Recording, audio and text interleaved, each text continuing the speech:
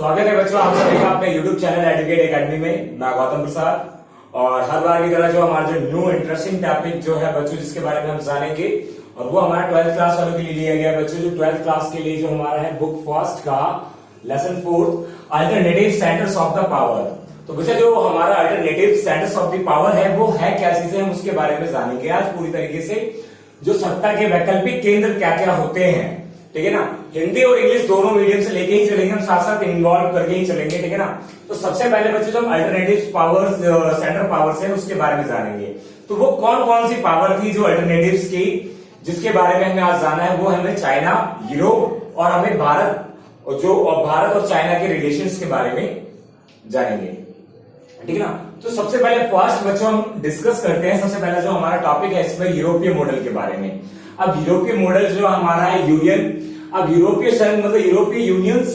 अब सबसे पहली बात होती है बच्चों, जब भी सेकेंड वर्ल्ड वॉर जो हुआ हमारा 1939 टू 1945 से लेकर चला था, जो कि 6 ईयर तक चला था, सभी को पता है।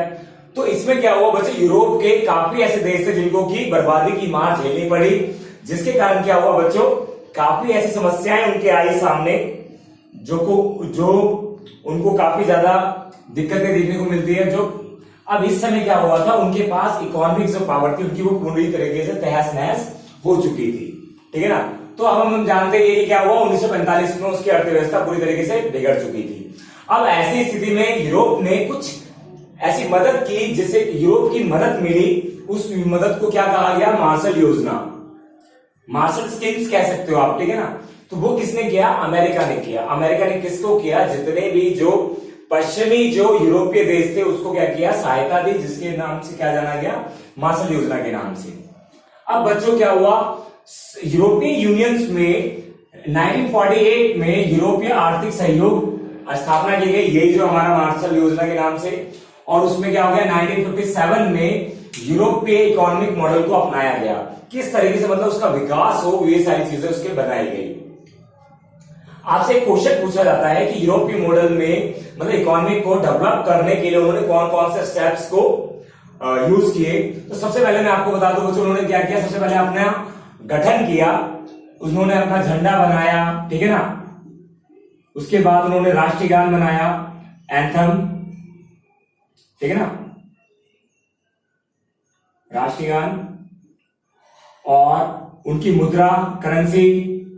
उसके बाद बच्चों क्या आता है, उनका करेंसी हो गया। और सन 2005 में बच्चों इनका जो 12,000 अरब डॉलर, जो कि विश्व में दूसरी सबसे बड़ी अर्थव्यवस्था के रूप में ये उभर कर आती है। तो ये तो हमने जान लिया बच्चों कि ये किस किस तरीके से ये उभर कर आए और इसका मॉडल किस तरीके से। इसकी एक स्थिति जैसी थी, कंडीशंस, जो कि इसको दूसरे से मार्शल योजना आपको बताया था मैंने, अमेरिका से ली थी इन्होंने।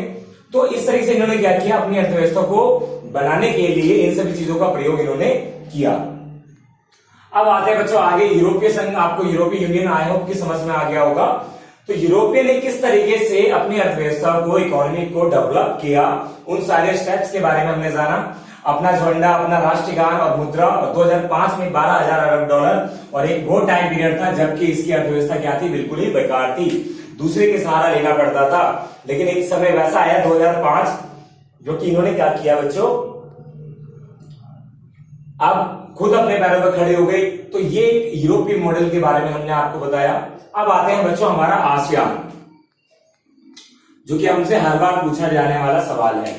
आसियान है क्या बच्चों, एक चीज इसमें जानने से पहले हम ये जान लेते हैं बच्चों, ये जो हमारा है, ये हमारा यूरोपीय संघ का झंडा है। आप देखोगे इस तरीके से यहाँ पे ब्लू कलर होगा और ये इसमें स्टार्स बने हुए होंगे। तो ये यूरोपीय संघ का क्या है, फ्लैग है, जो कि हमने अभी इधर बात की थी आपकी, ठीक है ना।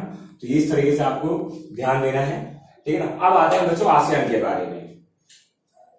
एशिया एसोसिएशन, ये जो हमारा रीजनल कोऑपरेशन, ये जो हमारा है आसियान। अब ये क्या है बच्चों, इसकी जो स्थापना है मतलब एस्टैब्लिश हुआ ये 1967 में। अब 1967 में हुआ, ऐसी कुछ ना कुछ तो विशेषता जरूर हुई होगी। अब विशेषता क्या थी, इसमें कुछ कुल 5 देश सम्मिलित थे, मतलब इन्वॉल्व थे। इंडोनेशिया, मलेशिया, फिलीपींस, सिंगापुर और थाईलैंड। अब इसका मुख्य उद्देश्य क्या था बच्चा, आर्थिक स्थिति को तेजी रफ्तार से बढ़ाना और देशों के बीच आर्थिक संबंधों को भी बढ़ाना। मतलब कुल रूप से मतलब कहा जा सकता है, मतलब कि ये जो अल्टरनेटिव जितनी भी जो पावर्स थी सेंटर्स की, ये चाहते थे कि एक दूसरे के बीच जो रिलेशंस है वो कैसा हो, वह बहुत ही अच्छा हो जाए उनके लिए। लेकिन ऐसा हुआ भी, इन्होंने एक अब इसमें क्या है, भारत ने भी इनमें साथ निभाया। 2003 में हुआ कई ऐसे मतलब कि समझौते हुए जो कि इस देशों के बीच में, ताकि ये अपने रिलेशंस को, इकोनॉमी को बढ़ा सके तेजी से। इसका मुख्य उद्देश्य था आसियान का आर्थिक विकास को तेजी से बढ़ाना, ठीक है ना, और अच्छे संबंध के साथ। भारत ने क्या किया बच्चों, भारत ने आसियान के 2 देशों के साथ, सिंगापुर और थाईलैंड के साथ क्या किया, एफटीए मुक्त व्यापार क्षेत्र से जुड़े हुए है, और इन्होंने काफी व्यापार भी इनके साथ किया है। तो आसियान का मुख्य उद्देश्य आपको बता दिया, आर्थिक विकास से तेजी से बढ़ना, मतलब इकोनॉमिक डेवलप करना, ठीक है ना। और इनका एक मॉडल विजन 2020 का, जो कि अभी क्या थी, ये विश्व में सबसे बड़ी अर्थव्यवस्था बनकर उभरे ये सारे जो देश थे। और हालांकि ये देश आज भी अपने आप में बहुत ज्यादा डेवलप्ड है, आपने देखा भी होगा। अब आते हैं बच्चों हमारा the rise of Chinese economy. अब चाइनीज इकोनॉमी की स्थापना, जिस तरीके से हमने इसके बारे में बताया बच्चों यूरोप के बारे में, ठीक है, उसी तरीके से इसके बारे में भी जानेंगे। अब ये क्या चीज थी हमारी, हम उसके बारे में सबसे पहले बताते हैं। चीनी अर्थव्यवस्था का उत्थान। उत्थान का मतलब बच्चों क्या होता है, वो किस तरीके से उभर कर आती है, लोग इसको कैसे जानते हैं। आज चाइना का जितना भी जो मोस्ट ऑफ प्रोडक्ट है हर एक कंट्री में, वो चाइनीज है। इसका क्या कारण रहा उसके बारे में हम जानेंगे, क्योंकि एक समय वैसा था जिस समय की 1948 में चीन क्या थी, वह उतनी शक्तिशाली नहीं थी, उसकी इकोनॉमी उतनी भी अच्छी नहीं थी, क्योंकि इसमें क्या था, सरकार का स्थापत्य था, तो इसलिए माओवादी का इसमें पूरा वो था, जिसके कारण क्या करता था, जिसमें उसको गवर्नमेंट के अंदर ही कार्य करना पड़ता था।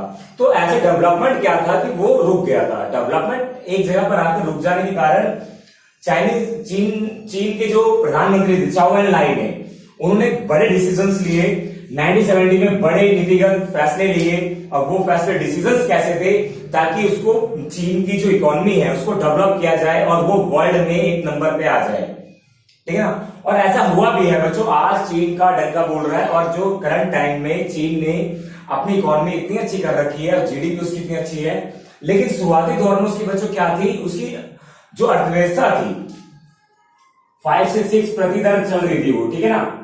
लेकिन एक प्रॉब्लम ये क्रिएट हुई, जिस तरीके से इसकी अर्थव्यवस्था बढ़ती जा रही थी, इसके कारण क्या हो रहा था, यहाँ पर जनसंख्या भी बढ़ रही थी, जिसके कारण वो ठप होती चली गई अर्थव्यवस्था, ठीक है। अब इन्होंने क्या किया, एक बड़े डिसीजंस लिए, और 1972 में इन्होंने क्या किया, अमेरिका के साथ संबंध बना लिए, और अमेरिका के साथ मिलने वाली जो सारी सहायता थी, इन्होंने अपने क्या किया, और इकोनॉमी को डेवलप करने में इसको मदद मिली।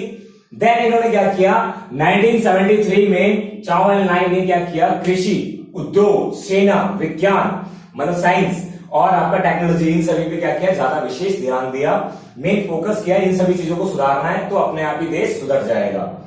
और सबसे बड़ा कदम इन्होंने बच्चों कब उठाया, 1978 में, जो कि हमारा एफटीए फ्री ट्रेड एरिया, मुक्त व्यापार क्षेत्र हम जिसको बोलते हैं, ये काम किया इन्होंने, जिसके कारण इनकी अर्थव्यवस्था और ज्यादा उठकर आती है। और 1982 में खेती का निजीकरण मतलब प्राइवेटाइजेशन कर दिया, जो जितनी मर्जी उगा सके और वो उगाए, और इसका जो लगान होता है, ठीक है ना, तो वो भरना होगा, बस ये है। 1977 में आसियान के देशों की मदद भी करते हैं ये चीन, इतना पावरफुल हो जाता है। और इन्होंने लातिनी अमेरिका और कई ऐसे देशों की मदद भी की है।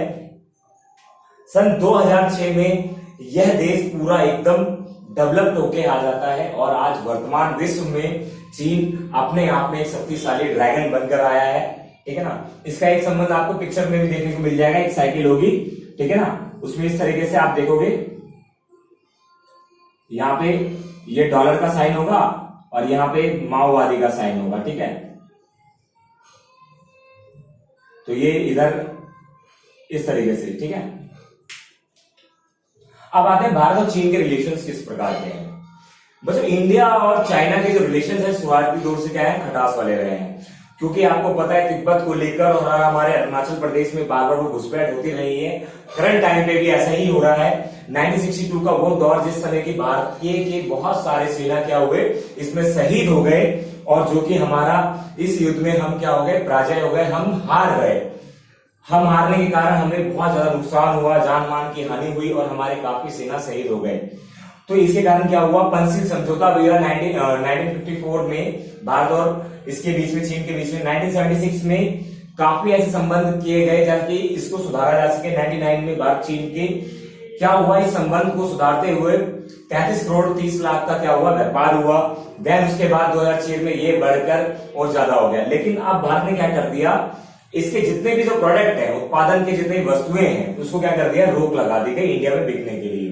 ऐसा क्यों, क्योंकि चीन क्या करता है, बार बार अपनी शक्ति का प्रयोग करते हुए वो क्या करता है, भारत में हस्तक्षेप करता है। तो इस तरीके से भारत और इंडिया के जो इंडिया और जो चीन के जो रिलेशंस हैं वो काफी अच्छे नहीं है, ठीक है ना। तो वो हमें अभी भी देखने को पड़ता है, वो विवादित मुद्दे जैसे हैं। तो हमने सबसे पहले बच्चों जाना आपका यूरोपीय मॉडल के बारे में, किस तरीके से यूरोपीय मॉडल का जो फ्रॉम स्टार्टिंग 1945 में क्या हुआ, इसकी इकोनॉमी बिल्कुल ही डाउन थी, हम ये कहें तो उसने क्या किया, जो जितने भी जो अमेरिका थी उन्होंने क्या किया, उनको एक हेल्प की, ऋण दिया, लोन दिया, जिसका नाम क्या दिया गया, मार्शल स्कीम्स के नाम से 1948 में, ठीक है ना। फिर इन्होंने अपना गठन किया, झंडा बनाया, राष्ट्रगान बनाई, मुद्रा बनाई, और जो कि ये अच्छी तरीके से उभर कर आ गई। अब आते हैं बच्चों आसियान। आपको बताया आसियान में 5 देश सम्मिलित होते हैं। इसका मुख्य उद्देश्य ये होता है, इसका स्थापना एस्टैब्लिश ये जो हुई 1967 में, इसकी स्थापना का मुख्य उद्देश्य यह है कि आर्थिक विकास को तेजी से बढ़ाना।